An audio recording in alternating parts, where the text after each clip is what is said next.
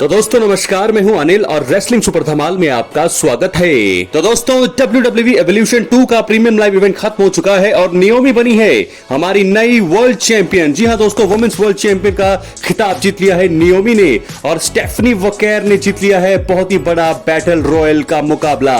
जी हां दोस्तों, अब इन्हें मौका मिलने वाला है क्लैश इन पेरिस में वर्ल्ड चैंपियनशिप के लिए वो चैलेंज करेंगी। किसे करेंगी तो वक्त बताएगा, लेकिन सबसे बड़ी बात यह है कि स्टेफनी वकेर ने जीता है बैटल रॉयल का मुकाबला। तो दोस्तों इसके बाद आपको बताते हैं शार्लेट फ्लेयर और अलेक्सा ब्लिस की जोड़ी हमें नजर जरूर आई, लेकिन उन्हें हार का सामना करना पड़ा है। और साथ के साथ निक्की बेला का भी जो है इन रिंग रिटर्न हुआ, लेकिन उन्हें भी हार का सामना करना पड़ा है। लास्ट 3 तक तो वो थी, लेकिन बाद में उन्हें एलिमिनेट किया गया। तो उसके बाद हम बात करने वाले हैं रिजल्ट्स की, हर एक मैच में क्या हुआ। तो इसलिए वीडियो के अंत तक बने रहें। चैनल पर नए हैं, सब्सक्राइब करने के बाद ऑल पर क्लिक करें दोस्तों, क्योंकि ये फ्री है और यहाँ आपको हर प्रकार की रेसलिंग जगत से जुड़ी हुई तमाम जानकारी मिलती है और मिलती रहेंगी। तो सबसे पहला मुकाबला था फेटल 4-वे टैग टीम मुकाबला, जिसे जीता है रॉक्सन परेज और रॉकेल रॉड्रिगेज ने इस मैच को अपने नाम किया है और टैग टीम चैंपियनशिप को रिटेन कर लिया है रॉक्सन परेज और रॉकेल रॉड्रिगेज ने। शार्लेट फ्लेयर और अलेक्सा ब्लिस थी इस मैच में उन्हें हार का सामना करना पड़ा है। बहुत ही तगड़ा ये मुकाबला था। आखिर में हमें लगा कि अलेक्सा ब्लिस और शार्लेट फ्लेयर की जोड़ी बन सकती है नई चैंपियन, क्योंकि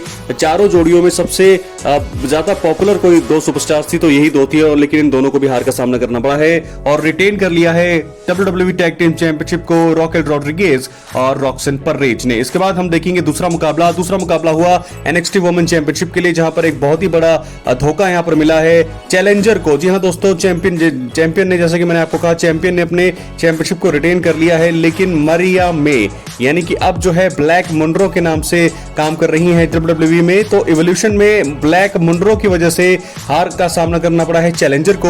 NXT वुमेन चैंपियन ने अपनी चैंपियनशिप को रिटेन कर लिया है और ये हुआ है ब्लैक मुनरो की बदौलत। क्या है आपकी राय कमेंट बॉक्स में जरूर दें। इसके बाद बात करेंगे हम तीसरे मैच की। तो दोस्तों तीसरा मुकाबला हुआ वुमेन्स इंटरकॉन्टिनेंटल चैंपियनशिप के लिए। बेकी लिंच ने रिटेन कर लिया है सक्सेसफुली अपने चैंपियनशिप को लायरा विल्किरिया और बेली को हरा करके। तो बेकी लिंच का रेन, जैसे मैंने कहा था कि वो रिटेन करेंगे और उन्होंने रिटेन कर लिया है।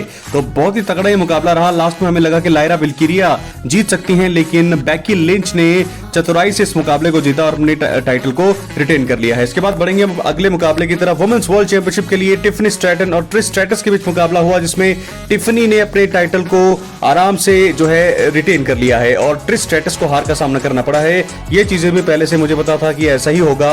हालांकि बाद में मैच खत्म होने के बाद ट्रिश स्ट्रैटस को फैंस ने बहुत ही ज्यादा लाउड समर्थन दिया। समर्थन देने के बाद जो है वो रिंग से चली गई, लेकिन हार का सामना करना पड़ा है और टिफनी स्ट्रैटन ने रिटेन कर लिया है अपना चैंपियनशिप का रेन। उसके बाद जेड कारगिल और नियोमी के बीच होल्ड बार मैच, बहुत ही तगड़ा मुकाबला। बहुत सारी चीजें इसमें हमने देखी।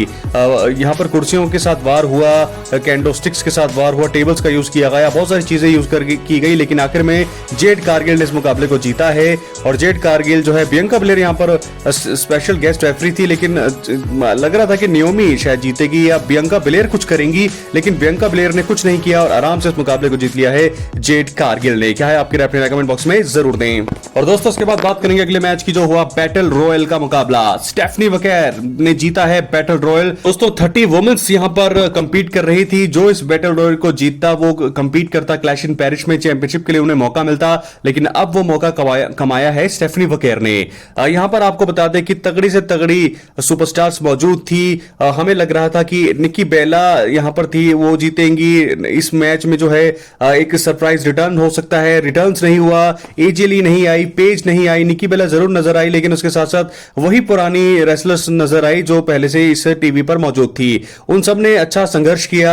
लास्ट 3 में एक NXT से है लास्ट लेजेंड, उन्होंने बहुत ही अच्छा परफॉर्मेंस किया।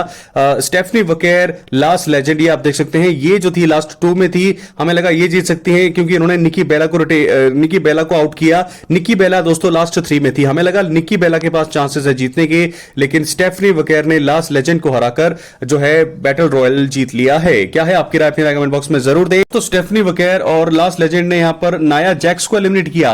माफ कीजिएगा, लास्ट 3 में नाया जैक्स थी, लास्ट 4 में थी निक्की बेला को हार का सामना करना पड़ा। उसके बाद नाया जैक्स जो है उन्हें भी बाहर किया स्टेफनी वकेर और लास्ट लेजेंड ने बहुत ही कमाल का प्रदर्शन करके दिखाया, लेकिन आखिर में जीत मिली है स्टेफनी वकेर को। इनका फ्यूचर ब्राइट है दोस्तों, आप समझ सकते हैं, क्योंकि उसके बाद स्टेफनी मैकमैन रिंग में आई। उन्होंने पूछा कि अब क्या करना चाहती हैं, बहुत सारे सवाल किए। सिंपल सी बात कही है यहाँ पर स्टेफनी वकैर की कि वो जो है फ्यूचर है इंडस्ट्री का और बहुत सारी चीजें करने वाली है। तो स्टेफनी वकैर है हमारी बैटल रॉयल की विजेता। इसके बाद हमने क्या देखा, हमने देखा मेन इवेंट एवोल्यूशन 2 का main event Iyo Sky versus Rhea Ripley. कमाल का मैच दोस्तों ये देखा, ऐसा मैच कभी भी आप देख नहीं सकते हैं। बहुत ही लंबा ये मुकाबला चला, कोई भी हार मानने को तैयार नहीं था। ईओ स्काई अपने टाइटल को डिफेंड कर रही थी, रिया रिप्ली चैलेंजर थी। इस मुकाबले में हमें लगा कि रिया रिप्ली जीत सकती हैं क्योंकि आखिर तक रिया रिप्ली ने किक आउट किया। ऐसा लग रहा था ईओ स्काई जो इस मुकाबले को हार सकती हैं क्योंकि दोनों ने ही कमाल का प्रदर्शन किया। लेकिन जब एक मोड ऐसा आया जहां पर हमें लगा कि दोनों ही रेसलर्स जो है अपने आप को अधमरी पोजीशन में थी, दोनों ही लेटी हुई थी। लेकिन आखिर में miss Money in the bank यानी कि नियोमी का म्यूजिक बजा और वो आती हैं। उन्होंने इस अपने ब्रीफकेस को कैश इन करवाया, ट्रिपल थ्रेट इस मुकाबले को बनाया और आखिर में जो है सबसे पहले उन्होंने रिया रिप्ली को रिंग के बाहर किया। उसके बाद ईओ स्काई के ऊपर उन्होंने रोप से मून सोल्ट का मूव लगाया और 1 2 3 पिन करके जीत लिया है। और 2017 के बाद यानी कि तकरीबन 8 या 9 सालों के बाद नियोमी बनी है वर्ल्ड चैंपियन। बहुत ही बड़ी बात और खुशखबरी है नियोमी की क्योंकि बहुत पुरानी है, ये बहुत पुरानी रेसलर है। काफी टाइम से इन्होंने चैंपियनशिप नहीं जीती थी। जब ये बेबी फेस थी तो बहुत बार उन्हें हार का सामना करना पड़ा, लेकिन इस बार जब से वो हील बनी है तो चैंपियनशिप उनकी बनती थी। तो अब नियोमी बन चुकी है Miss Money in the Bank से world champion, new world champion बनी है। क्या है आपकी राय अपने कमेंट बॉक्स में जरूर दें। नियोमी ने रच दिया है इतिहास। हालांकि इस मुकाबले में उनका एक मुकाबला था जेड कारगिल के सामने, जेड कारगिल से मुकाबला अपना हार गई, लेकिन उसके बाद जो है उन्होंने टाइटल को सक्सेसफुली जो है जीत लिया है, यानी कि कैश इन सक्सेसफुली किया। उसके बाद चैंपियनशिप को जीत लिया है, हरा दिया है रिया रिप्ली और ईओ स्काई को। लेकिन दोस्तों मैच के बाद क्या हुआ, मेन इवेंट के बाद क्या हुआ, रिया रिप्ली और Iyo Sky best friends ever. दोस्तों आप देख सकते हैं इनकी यारी दोस्ती, मैच हार गई, ईओ स्काई अपना टाइटल हार गई, ईओ स्काई और उसके बाद जो है रिया रिप्ली भी मैच हार गई, लेकिन फिर भी उनकी दोस्ती देख सकते हैं आप। और फ्रेंड्स फॉर एवर यहां से ये दिखता है चीज। मैच हार गए, नियोमी चैंपियनशिप लेके चली गई, लेकिन उसके बाद भी इनकी यारी दोस्ती, इनकी खुशी देखने लायक थी। तो कमाल का प्रदर्शन कर दिया है रिया रिप्ली और स्काई ने। कैसा लगा आपको ये मुकाबला इवोल्यूशन 2 का? मुझे तो लगता है सबसे तगड़ा मुकाबला यही था, ईओ स्काई और रिया रिप्ली का। आखिर में आखिर जरूर जो है नियोमी ने इन दोनों को झटका दिया है, लेकिन बहुत ही तगड़ा मैच था ये। और ऐसी रही तस्वीर, ईओ स्काई रिया रिप्ली को कुछ पता आइडिया ही नहीं था कि नियोमी आएंगी। नियोमी आई, चैंपियनशिप को अपनी ब्रीफकेस को कैश इन किया और बन गई है Miss Money in the Bank से नई वर्ल्ड चैंपियन। अपनी राय कमेंट बॉक्स में जरूर। लेकिन रिटर्न्स नहीं हुआ है दोस्तों इसमें प्रीमियम लाइव इवेंट में, ये बात करते हैं उसकी। तो सब लोग ये कह रहे थे और सब रिपोर्ट्स में भी और सभी यूट्यूब चैनल्स पे भी आप देख सकते हैं जो रेसलिंग कंटेंट को जो क्रिएट करते हैं, सब ने कहा था कि एजे ली को एडवर्टाइज किया गया है इस इवोल्यूशन 2 के लिए, लेकिन एजे ली का रिटर्न्स नहीं हुआ। क्या कारण है इसके पीछे, क्या है आपकी राय अपनी कमेंट बॉक्स में जरूर दें।